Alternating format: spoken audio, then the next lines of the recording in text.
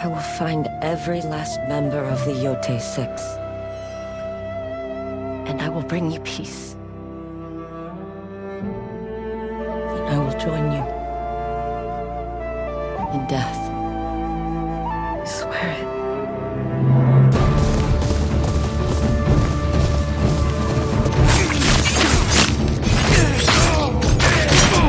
In 2020, Sucker Punch delivered a certified hit with Ghost of Tsushima.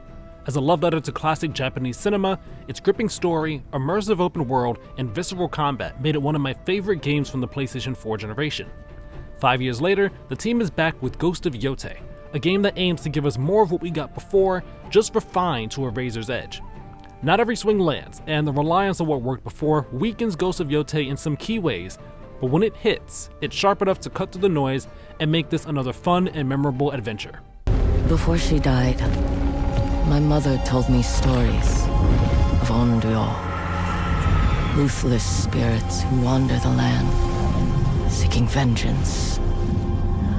The night my family was massacred, I became such a spirit. Set a few hundred years after Ghost of Tsushima, you play as Atsu, a woman who's never escaped the childhood trauma of her family being murdered by a group known as the Yotei Six.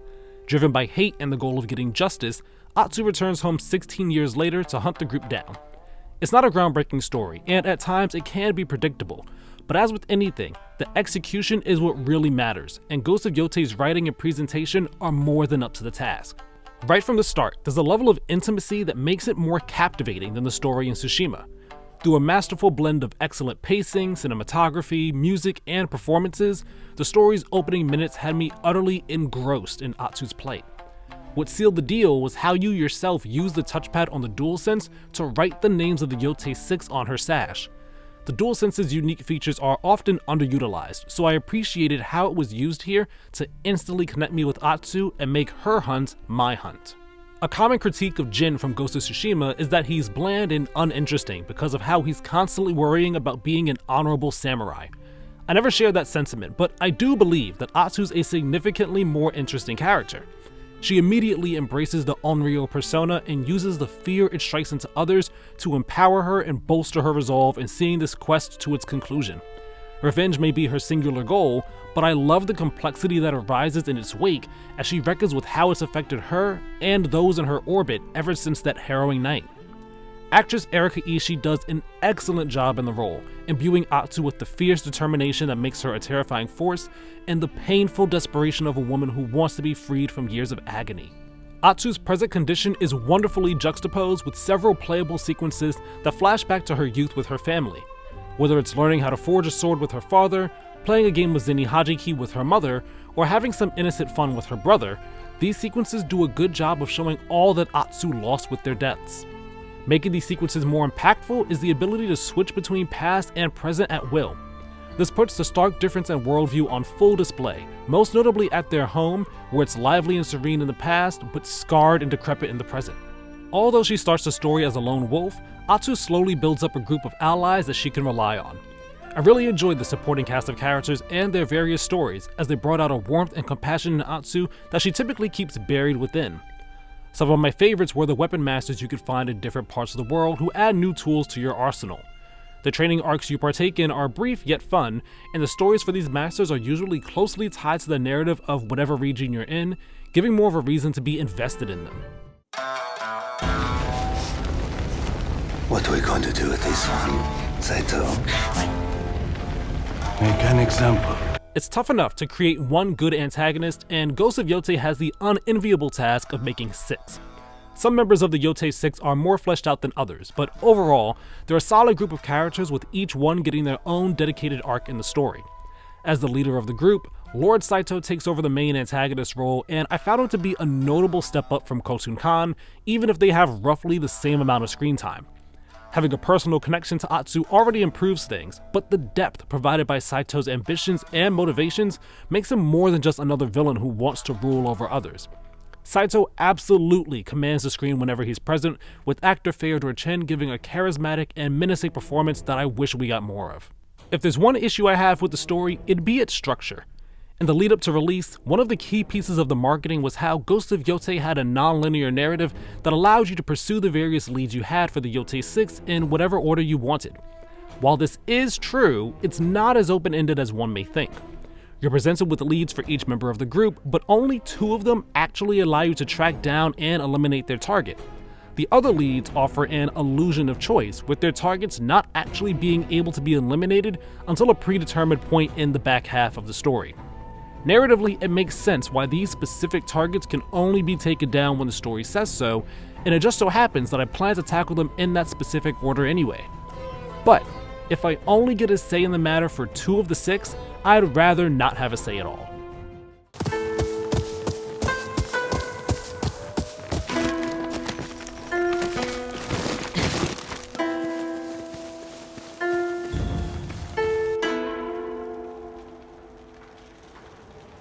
When it comes to the open world, the name of the game is refinement.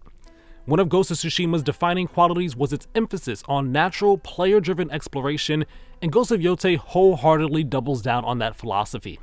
Following the guiding wind and familiar location identifiers such as smoke trails in the sky are still key to finding points of interest and returning activities such as bamboo strikes and hot springs, along with a bevy of new ones.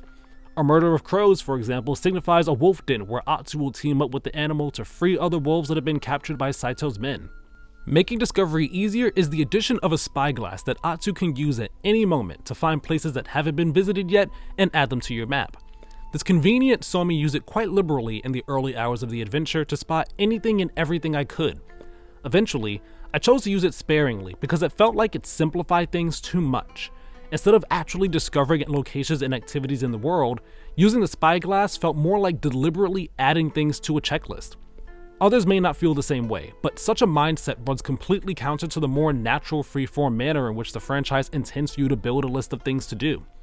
There's also a cartographer who sells maps with the locations of specific activities, but he only ever sells a few at a time, and you have to do a bit of work to mark the spot by aligning his map with yours. It works well as a supplement to exploration as opposed to a replacement for it. Ezo may be roughly the same size as the island of Tsushima, but each of its 5 regions is densely packed with a large variety of things to do. You have enemy encampments to clear out, painting locations, bounties to track down, shamisen practice, environmental puzzles, shrines to reach. The list goes on, leading to a game with side content that's less repetitive and more interesting than its predecessor. It's also less of a chore to tackle it all since getting around on your horse is faster than before. Riding through patches of white flowers and picking up resources while on horseback will grant you a temporary speed boost, so I was almost always flying across Ezo's many fields and hills. Exploration is also critical for unlocking new techniques and abilities for Atsu, since the only way to earn points for them is by finding altars of reflection that are spread across Ezo.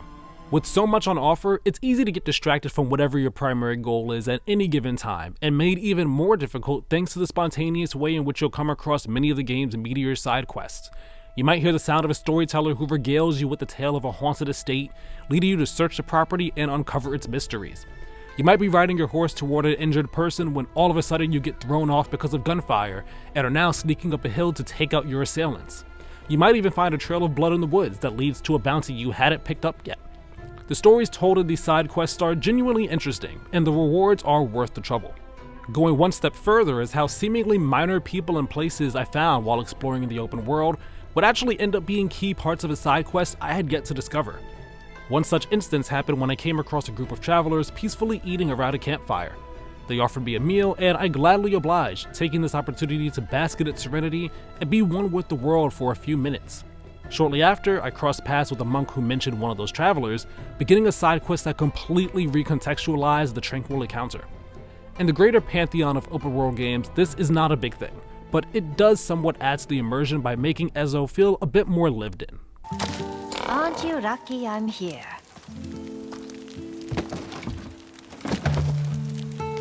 The best and most notable addition to exploration is the camp.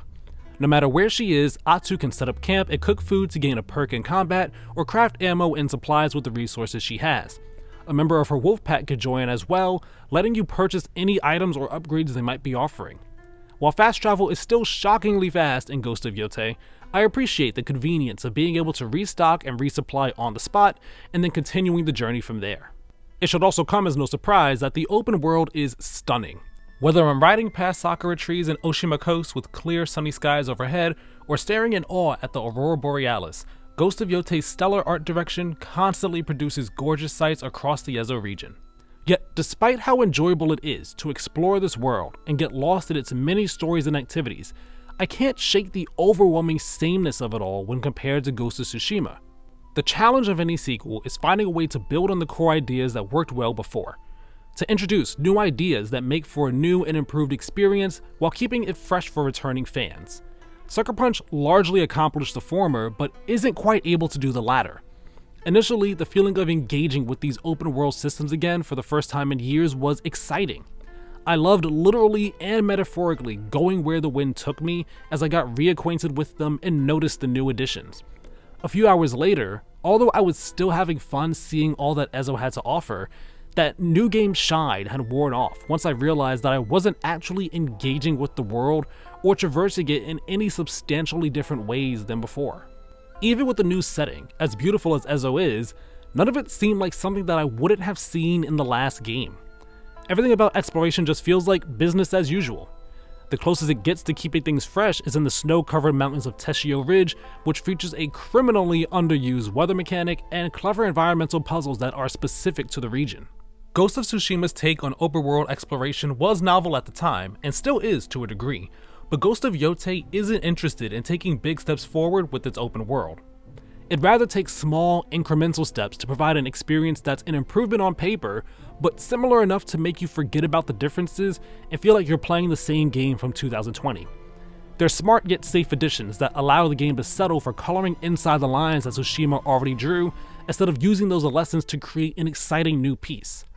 I imagine that most players will be more than happy with this, and I'm glad they enjoy it because it's not inherently bad by any means. I just wish Sucker Punch had taken some more big swings with its approach to the open world this time around.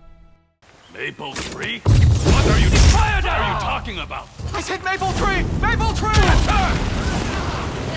Maple tree! Maple tree! The ambition I was hoping for from exploration can be seen in Ghost of Yōtei's combat, which continues to be a wonderful highlight of the franchise. Standoffs retain their stylish cinematic flair. Duels are still intense, methodical tests of skill. Swordplay remains as meticulous and crunchy as always, where every hit and well-timed parry matters. However, Sucker Punch has refined its already excellent foundation with changes that lead to a significant and tangible improvement over what came before. First and foremost is the ability to pick up and throw stray weapons at enemies. Available right from the start, this move is one of my favorite things to do during fights. As a quick, efficient way to get rid of enemies, thanks to it largely being a one-hit kill, hurling a sword, sickle, or spear at a nearby enemy never got old. Furthermore, it emphasizes how scrappy and improvisational Atsu can be by using anything at her disposal to complete her hunt. This also goes hand in hand with the new disarming mechanic that both Atsu and enemy soldiers can perform. Defending against this is relatively easy in one-on-one engagements and results in your enemy losing their weapon, but is trickier in group battles. Missing the deflection window regularly sent a wave of panic through my veins as I scrambled to retrieve my lost weapon from wherever it landed while dodging attacks and countering with any other weapons and items I had access to. Atsu's versatility in battle can also be seen in her expanded arsenal of weapons. Not limited to just a single sword, Atsu can use dual katanas, a yari, the kusarigama, and an odachi. As replacements for the different weapon stances behind Ghost of Tsushima's rock-paper-scissors-esque combat, the variation in weapon types makes fights more exciting than they were in the last game. Each one feels great to use and is distinct from the others. My go-to weapon of choice was the dual katanas, as I used them to slice and dice enemies with an unrelenting barrage of attacks and overpower any yari wielders I encountered. The flashy kusarigama was another favorite of mine, with its emphasis on crowd control and destroying enemy shields. It's immensely satisfying to embody Scorpion from Mortal Kombat and use the kusarigama to pull distant enemies toward me for an instant kill. Even more thrilling is lighting it on fire and swinging it around a wide area, setting nearby enemies ablaze. Complementing these weapons are the smaller tools that can be deployed in fights, and I had a lot of fun making good use of them. I might use some throwing sand to disrupt approaching enemies so I could regroup or focus on another set of more pressing targets. The quick-firing pistol was also handy for dropping enemies like flies. In the moments when Atsu is accompanied by a friendly wolf in combat, you can open up enemies to a brutal attack from the beast by throwing a pot to stun them. It's never not satisfying to see the wolf pounce on them, but I especially got a kick out of it when the wolf would randomly join late game fights after I built up my bond with it.